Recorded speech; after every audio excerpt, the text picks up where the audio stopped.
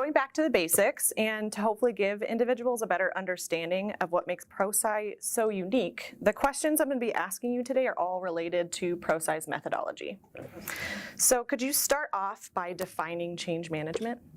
Yeah, change management, it's an interesting term. There's a lot of people using a lot of different ways to define it.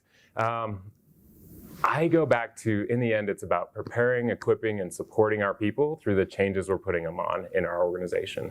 When it's a new technology, a new process, ultimately our people have to change how they do their jobs. And change management is how we help them through those journeys, because the better we help them through that journey, the more successful they're going to be, the more successful the project's going to be, and the more successful the organization's going to be.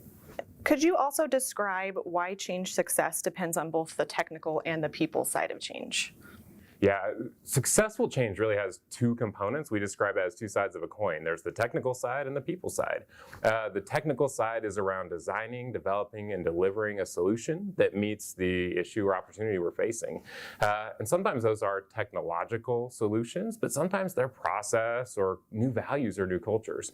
But the technical side describes how the solution, how we're going to be different. The people side then is how do we help our employees embrace, adopt, and use that solution? So success depends on both.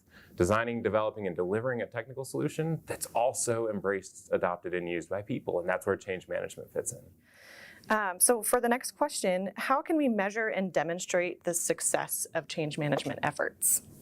Demonstrating the impact of the work we do is always a challenge, and we want to measure, did we help Andy and Becky and Charlie and Debbie, the individuals that make up the organization, did we help them through the journey? And so we end up measuring the effect of our change management activities in terms of how they helped people forward through that journey.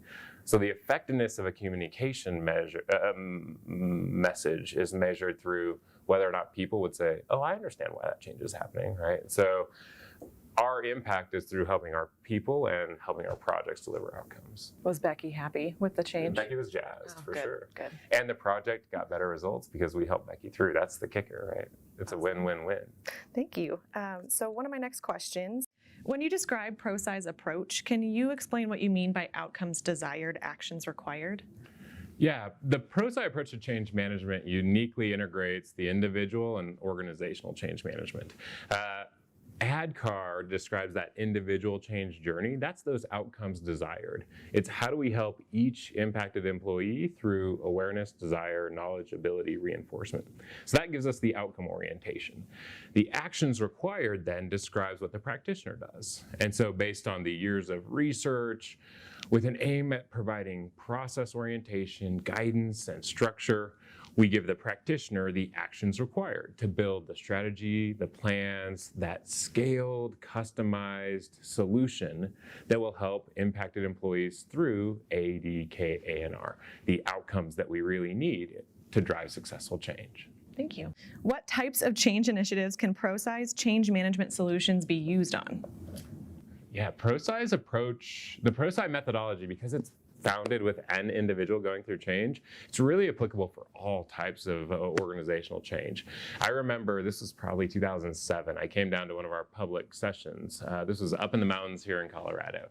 And I got to go up and watch two of the practitioners give their presentations. And the first woman got up and she was presenting a HR diversity strategy being rolled out across a 65,000 person multinational corporation. And she talked about the change characteristics assessment and organizational attributes and sponsorship challenges and ADKAR and how she was going to help people move through that.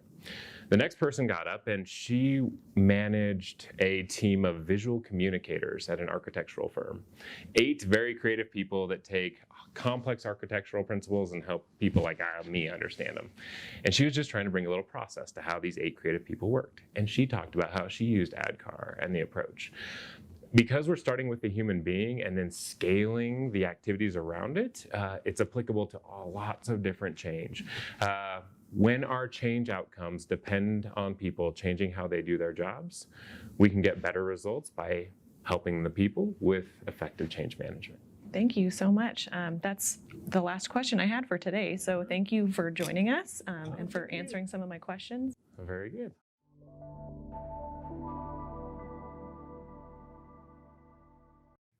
Thank you for joining us. Oh, it come apart on Tim Talks. No, no.